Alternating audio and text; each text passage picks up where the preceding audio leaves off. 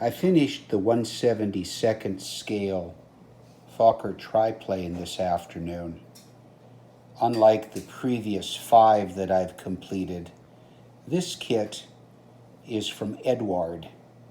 The other 5 are Revell kits. And this one was a bit more complex, although I'll admit that I didn't put all of the cockpit detailing in because I wanted to add a really cool little aftermarket pilot figure. And so some of that is missing to accommodate the pilot figure, and it wouldn't be visible anyway. Like the Eduard 1/48 scale kits, the 1/72nd kits are just gems. They appear to be, at first glance, perhaps more fragile because they're so finely crafted than kits from an earlier generation, but the fit is superb.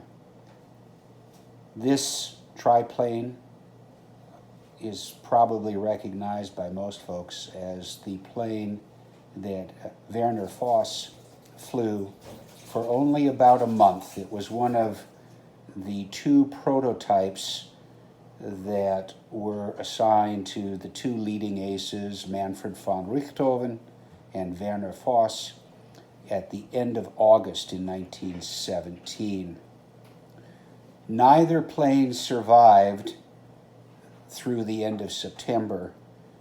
Von Richthofen, in his triplane, shot down 2 planes, but then went on leave, and Kurt Wolff was killed flying that plane, which was destroyed shortly thereafter. Werner Voss went on to fame and immortality, although I guess legendary immortality. In his triplane, I believe he shot down 9 planes in a couple of weeks, and of course his last outing, he ran into 2 flights from 56 Squadron, commanded by James McCudden, and both flights had either existing or budding British aces, and in a swirling 10, 11, 12-minute dogfight with the odds of 6 or 7 to 1 against him, Voss succeeded in putting bullets in just about every plane, but eventually fell to the guns and perished. The plane was destroyed on impact.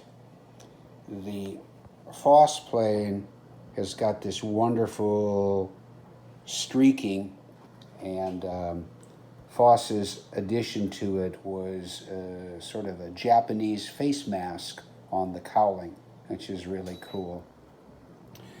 I have to give a shout out to the incredible aftermarket decals from Aviattic, which provided the streak camouflage effects for this triplane.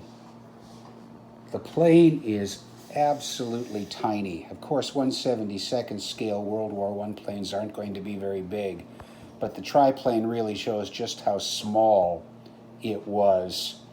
I did check. I have a Revell 1/72nd scale triplane, and one would think they're almost from the same molds. It's absolutely every bit as tiny. And just by way of comparison, here in the foreground is McCudden's SC-5A in the markings of his plane that he was flying on that fateful day in September when he led his 2 flights up against Voss.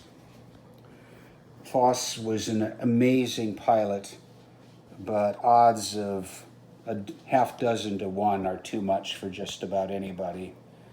I was speaking with a very good friend of mine from Germany who also has a strong interest in historical aircraft, and we both concluded that Voss never should have been attempting to fight it out, especially since with his plane, he had the means of escape. He couldn't outrun or outdive the SE5As, but he could outclimb them, and he had several opportunities to escape before he fell under the guns. I really like this little plane, and I think it turned out pretty well. Again, those aftermarket camouflage decals are just wonderful. I have several sheets of those in various scales, and we'll be using them on some of my future Eduard as well as wingnut wings builds.